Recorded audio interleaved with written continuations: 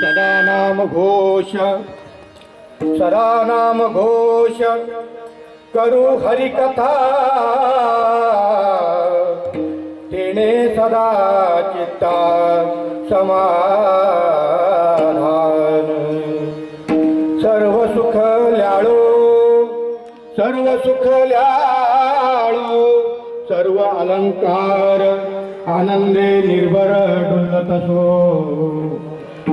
ऐसा कुठे आठवची नाही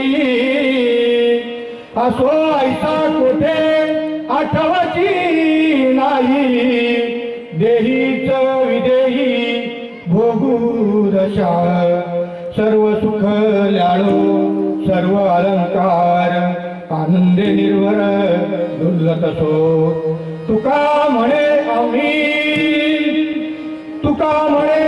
झालो अग्निरूप तुका म्हणे आम्ही झालो अग्निरूप लागोने दीपाप पुण्यांगा सर्व सुख ल्याळो सर्व अलंकार आनंदे निर्भर डुलत असो महायोग पीठे तटे भीमरथ्यम वरम पुंडलिकाय दातुं मुनींद्रे समागत तिष्ठन्त आनंदकंदम परब्रह्मलिंगम भजे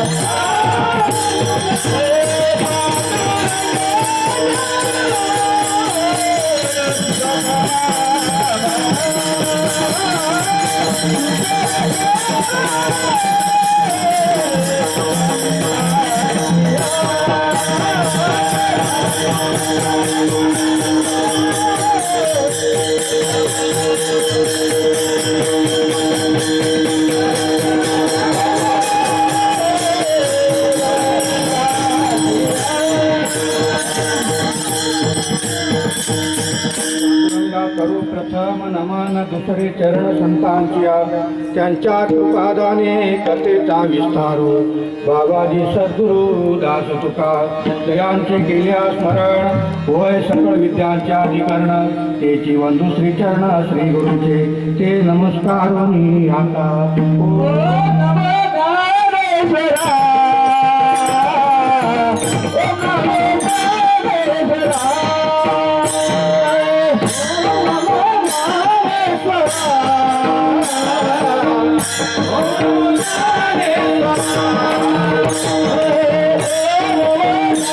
ओम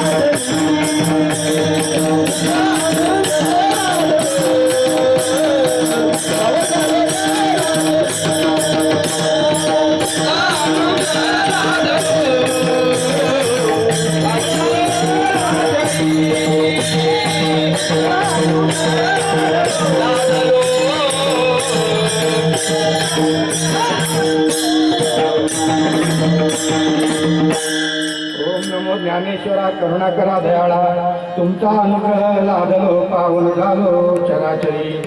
श्री संतांच्या माता चरणावरी साष्टांग करी दंडवत, विश्रांती पावलो सांभाळा उत्तरी, वाढले अंतरी प्रेम सुख. मस्तक हे पायावरी या वारकरी संतांच्या. हे आज या ठिकाणी सदा नाम घोष करू हरिकथा, तेने सदा चित्ता समाधान. सर्व सुख लाडो सर्व अलंकार, आनंदे निर्भर डुलत असो ऐसा कोटे आठवची नाही. असो ऐसा कोटे आठवची नाही, देहीच विदेही भोगदशा. सर्व सुख लाडो सर्व अलंकार, आनंदे निर्भर डुलत तुका म्हणे आम्ही झालो अग्निरूप, लागोने दीपाप पुण्यांगा. सर्व सुख लाडो सर्व अलंकार, आनंदे निर्भर डुलत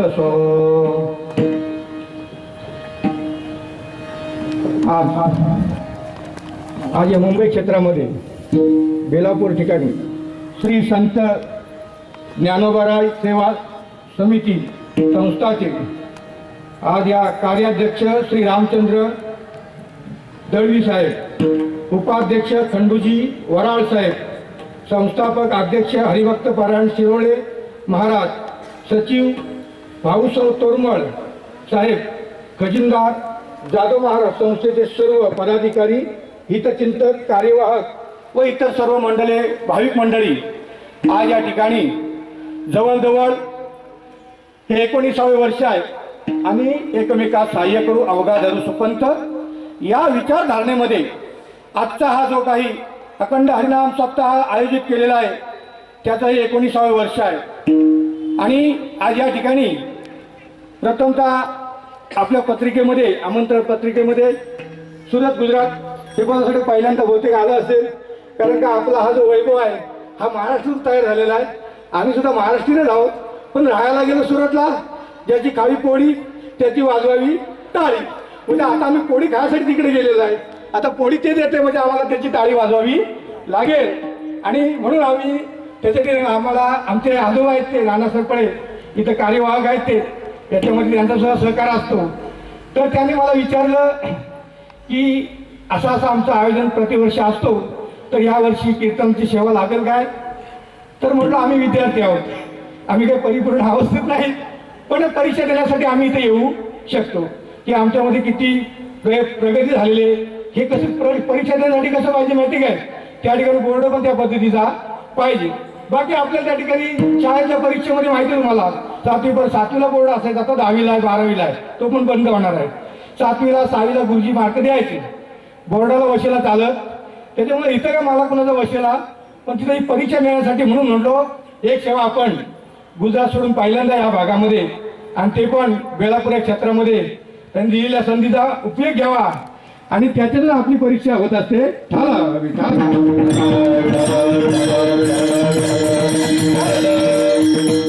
आजची सेवा मी इथं करण्याचा प्रयत्न केला. माझं भाग्य आहे की आमची ही मंडळी आहे सर्व गुजरातवरून आलेली आहे. आम्ही ज्ञानी आहोत, आम्हाला तेवढं ज्ञान नाही, पण जो महाराष्ट्रातून जी काय कोकण विभागातली आम्ही माणसं आहोत, कोकणातून जी मंडळी सुरतला गेली त्याचबरोबर पुगाव रोहा तालुक्यामध्ये पुगाव क्षेत्र आहे, त्यातील त्रिनेन स्वामी हे गुजरातमध्ये गेले आणि गुजरातमध्ये गेल्यानंतर भरपूर खाणारे पिणारे माणसं परमार्थ गुजरातमध्ये म्हणजे आपल्या मराठी समाजामध्ये नव्हता. खूप पिणारी माणसं, भजन पण करायची माणसं, पण भजनाला दांडकं घेऊन जायचे. अशा प्रकारचं भजन होता त्या ठिकाणी, कारण का डबल बारीचं भजन, मारामारे पण करायचे. असा तो समाज, आणि त्या समाजाला या भक्ती मार्गावरती आणण्याचा परमपूज्यनीय त्रिनेन स्वामी यांनी प्रयत्न केला आणि ते रंगरूपाला आणलं. नुसतं परमार्थच केला, त्याचबरोबर आज पद्मनाभ शिष्य संप्रदाय म्हणून आज वेटवडे विभागामध्ये आज पहिल्यांदा मराठीचा जो धर्माचा आपला वारकरी संस्थेचा जो काही स्थापना आहे त्या ठिकाणी जो प्रचार आहे त्या ठिकाणी एक वास्तू उभारण्यात आली. श्री दत्त मंदिर या मूर्तीचं त्या ठिकाणी प्राणप्रतिष्ठान केलं, जागा घेतली, त्या ठिकाणी मंदिराची उभारणी केली. आणि आपली ही जी संस्कृती आहे जी गुजरातमध्ये त्यांनी तेवढ ठेवली, आम्ही फक्त त्याला ते जिवंत कसं राहील याचा प्रयत्न करतो.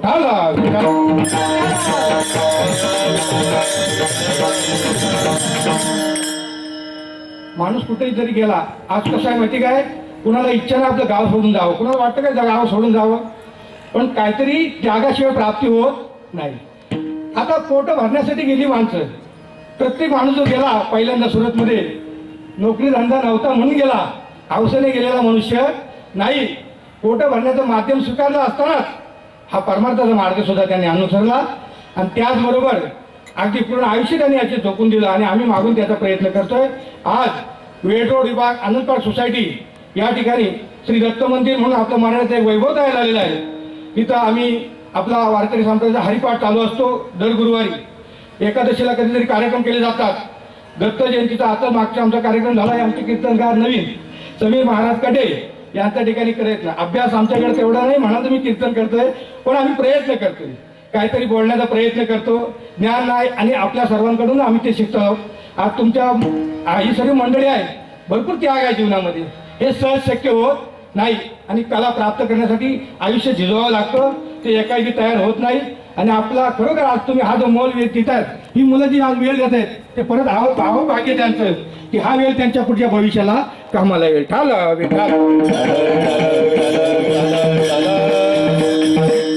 आपल्या सर्वांचं धन्यवाद. थोडं सांभाळून घ्या, कारण का आपण त्या क्षेत्रामध्ये मोडलेली माणसं आहोत, आम्ही ऐकून ऐकून बोलणारी माणसं आहोत. आज या ठिकाणी ही ज्या मंडळीची नावं घेतली, फार थोर मंडळी आहेत. हा जो भाग बघितला सुशिक्षित भाग आहे, पूर्ण औद्योगिक क्षेत्रातल्या मोठ्या मोठ्या ऑफिस या ठिकाणी आहेत. 15 वर्षापूर्वी एकदा इथं आलेलो आहे आजोबांकडे आणि त्याच्यातून आजचं थोडंसं परिवर्तन चांगलं झालेलं आहे. डेव्हलपिंग अगदी जोरात आहे, पण ज्ञानाच्या बाबतीत प्रगती भरपूर आहे. पण अध्यात्माचं जे क्षेत्र आहे तो या मंडळीने या ठिकाणी उभारण्याचा प्रयत्न केला. त्या सर्व मंडळीचं या ठिकाणी पुनश्च धन्यवाद.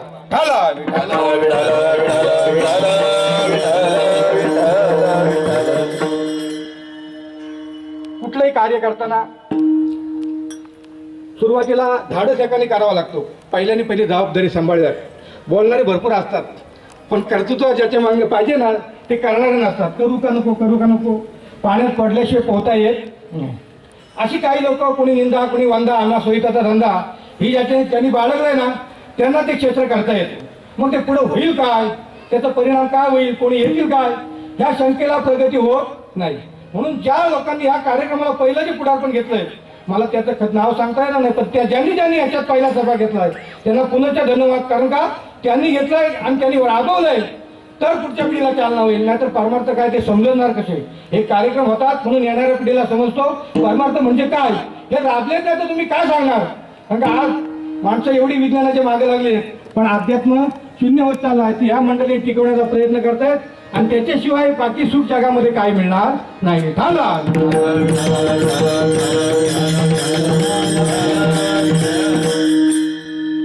सदा नाम घोष करू हरिकथा, तेने सदा चित्ता समाधान. म्हणून आजची ही पहिलीच कीर्तन रूपी सेवा आहे आणि नामपर असावी एवढी थोडीफार माहिती आम्हाला आहे, जास्त नाही पण तेवढं संशयच नाही. पण पहिल्या दिवशी नामस्मरण असावं, नामपर अभंग असा, नामाचा महिमा असावा. म्हणून आजचा हा सेवेकरता निवडलेला अभंग जगद्गुरु जगदवंदनीय संत श्री वैराग्य मूर्ती संत श्री तुकाराम महाराज यांचा 4 चरणाचा अभंग आहे. नामाचं महत्व प्राप्त करून देणारा अभंग. तुकाराम महाराज म्हणतात, माझ्या जीवनामध्ये समाधान प्राप्त झालं त्याला मुख्य कारण आहे सदा नाम घोष करू हरी कथा तेने सदा चित्ता समाधान. समाधान प्राप्त झालं, त्याचबरोबर समाधानाचं दुसरं नाव आहे सुख आहे, शांती, हे सुद्धा समाधानाचं प्रतीक आहे. पण तेच समाधान ते दुसऱ्या भाषेत सांगताय, सर्व सुख ल्याळो सर्व अलंकार आनंदे निर्भर डुलत असो. नामाने प्रथमतः समाधान प्राप्त झालं, जी सर्व सुख आहेत ती सुद्धा प्राप्त झाली, अलंकार प्राप्त झाले असे सांगतायत. आणि असे प्राप्त करताना काय झालं माहितीये काय, त्यांना ती अवस्था प्राप्त झाली. असो ऐसा कोठे आठवची नाही देही चविदेही भोगुदशा. काही प्राप्त करण्यासाठी देहस्थिती, माणूस एकाग्र झाला की देहस्थिती संपते. बघा तुम्ही पैसे मोजताना सुद्धा माणूस कोण समोर आलं तर दिसत, ही विजय स्थिती प्राप्त काही कालापुरती असते पण ती लोभापोटी असते. पण या नामाच्या अट्टासाने त्यांनी स्वतःची देहस्थिती संपली. असो ऐसा खोटे आठवची नाही देही चविदेही भोगुदशा. आणि मग शेवटला ही स्थिती एवढी बळकट झाली की कर्म चालू राहिले पण कर्माचा पाप पुण्याचा हिशोब त्यांना लागत नव्हता. तुका म्हणे आम्ही झालो अग्निरूप लागो नेदी पाप पुण्यांगा ठाल.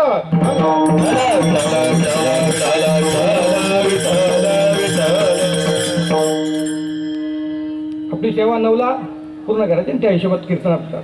तर आज या ठिकाणी आपण प्रत्येक जण मंडळी पाहिली तर प्रत्येकाला काय पाहिजे, समाधान.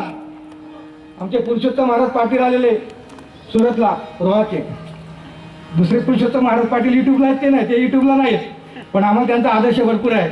आता मुंबईमध्ये सप्ताह त्याकडे त्यांचं कीर्तन आहे. एकच वेळा असा व्यक्तिमत्व झाला आमच्या भागामध्ये, कोकणामध्ये, एकही रुपया कधी घेतलेला, तिन्ही वेळेला कीर्तन असतं, एकही रुपया अजून घेतलेला, एवढा अगदी उदार अंतकरणाने कीर्तनं केली पुरुषोत्तम महाराज पाटील अजूनपर्यंत. त्यांचा जर सुरुवातीचा हिशोब घेतला तर एक बँक स्वतःची तयार झाली असती.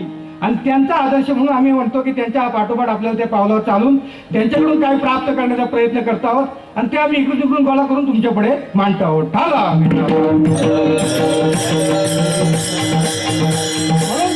प्रत्येक व्यक्ती कशासाठी धडपडतात, महाराज या ठिकाणी आलेत, कशा काय पाहिजे माणसाला, गरज कसली आहे, समाधानाची. गाव सोडून आपण इकडे इकडे फिरतो कशासाठी, समाधान पाहिजे जीवनामध्ये. कारण का कुठला मार्ग वेगळा असतील प्रत्येकाचं, समाधान मिळवण्याचा मार्ग वेगळा असतील, पण मुख्य हेतू काय, जीवनात समाधान प्राप्त झालं पाहिजे. मग कोणी उद्योगाच्या माध्यमातून बघतो, कोणी मुलं बाळ आहेत त्यांच्या माध्यमातून शोधण्याचा प्रयत्न करतो, कोणी वाटतं मुलाला शिक्षण दिलं तर आपल्याला शेवटला समाधान प्राप्त होईल, कुणाला वाटलं घरदार भरपूर घेतली शेवटला आपल्याला त्याचं भाडे समाधान जगता येईल. त्यासाठी काय माहिती काय, कल्पना. कल्पना भविष्यात माणूस जगतो तो कशामध्ये, भविष्यात. वर्तमानात त्याला आठवण मी काय करतोय भविष्यामध्ये, म्हणून भविष्याच्या चिंतनाने माणूस काय करतोय, वर्तमान फुकट घालवतो आणि ते आयोजन करून करून माणसाचं आयुष्य पूर्ण होतो. समाधान भेटतो काय शेवटला, प्रत्येकाने प्रत्येकाचं हिशोब करायचं. हे काय कुणाला विचारल्यावर, कारण का तुमच्या प्रत्येक रोगाचं नियंत्रण करणारी मशीन आहे. तुम्हाला ब्लड प्रेशर किती आहे ते मापण्याचं मशीन असू शकतो, तुम्हाला डायबिटीस किती आहे ते मापण्याचं मशीन असू शकतो, पण समाधानाचं मशीन आहे काय, त्या माणसाला छातीला लावला किती समाधान आहे बघून याचं, त्याच्या छातीला लावला समाधान किती मापता येईल का, ते मापता येत नाही आणि सांगता सुद्धा येत नाही. कारण का काहींना लपवण्यासाठी समाधान दाखवावं लागतं आणि काही दाखवतात वेगळे असतात समाधानी. म्हणून संत कसे राहिले, जगात पिशाच अंतरी शहाणा. जगाच्या दृष्टीने ते पिशाच राहिले, त्यावेळेला मान्यता कमी भेटली पण शहाणे तेच होते. म्हणून समाधान ही बोलण्याची वस्तू नाही, दाखवण्याची वस्तू नाही, ती अनुभवण्याची वस्तू आहे. म्हणून प्रत्येकाला तर 8 तास कशासाठी आहे, समाधानासाठी. पण जे जे मार्ग अवलंबन केले त्यांनी समाधान भेटलंच असं नाही. कारण का बाहेरचं कोणाचं सांगता येत नाही, पण माझं मी सांगू शकतो. आम्ही ज्यावेळेला शाळेत शिकलो, 10वी केली, 10वी केल्यानंतर असं वाटलं ही शहरातून माणसं जायची, अशी एटीकिटीत फिरायची थोडीशी. आता गावाला परिस्थिती एकदम विचित्र असायची, नॉर्मल परिस्थिती, गरिबी दिवस काढलेले. आपल्याला वाटायचं आपल्याला पण असं फिरताना आलं पाहिजे. मग आपल्याला काय शहरात जायला पाहिजे. शहरात जायला पहिली इच्छा काय असते, आपल्याला कोणतरी जेवायला ठेवलं, भरपूर झालं, बस त्याच्या पुढे मला काही नको, ही समाधानाची पहिली पाहिजे. एवढं केलं, भरपूर झालं. गेलो नोकरीला, जेवायला ठेवलं, ती व्यवस्था झाली, आता काय झालं माहिती की शहरात गेल्यानंतर आजूबाजूला बघितलं लोक भाड्याने राहत आहेत. मग ती मनात कल्पना चालू झाली की भाड्यानं घर भेटलं, आपलं एक रूम चालू केली, आपली घर केलं, वास आता याच्या पुढं ही समाधानाची दुसरी पायरी. त्याला कालांतरी प्रगती झाली, थोडं काम धंद्यातून 2 पैसे वाचले, भाड्याने रूम चालू केली, दुसरी घरं दिसायला लागली बाजूला, स्वतःची घरं.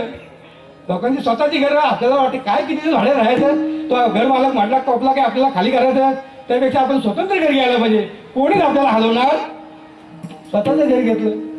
आता स्वतःचं घर घेतलं तर सगळ्या स्टेप बाय स्टेप अशा वाढत गेल्या. मग लग्न करायला पाहिजे, लग्नानंतर पोरं व्हायला पाहिजे. बस एवढं आपण प्रत्येकाला म्हटलं, एवढं झालं की पुरं झालं, पण पुरं कधी झालेलं नाही.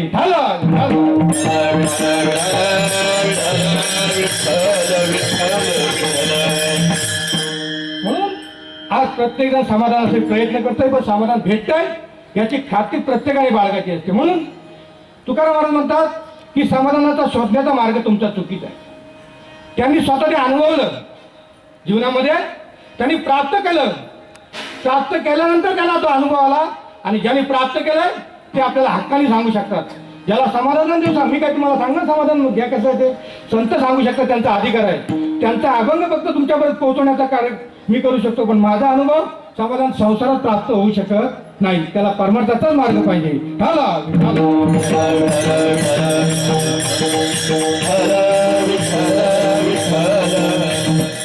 म्हणून प्रत्येक आपण भरपूर कीर्तन ऐकलेली श्रेष्ठ मंडळी आहोत. संसार दुःख म्हणून चौकडे इंगळ या सर्व गोष्टी आपण ऐकतो, सर्व प्रमाणे ऐकतो, तरी पण आपण सुटत नाही. सोडायला सांगितलं का संसारी असावे असूनही नसावे, या पद्धतीने संसार करायला सांगितलंय. पण जो समाधानाचा मार्ग आहे तो संत श्री तुकाराम महाराज आज घेतलेल्या अभंगाच्या पहिल्या चरणात सांगतो.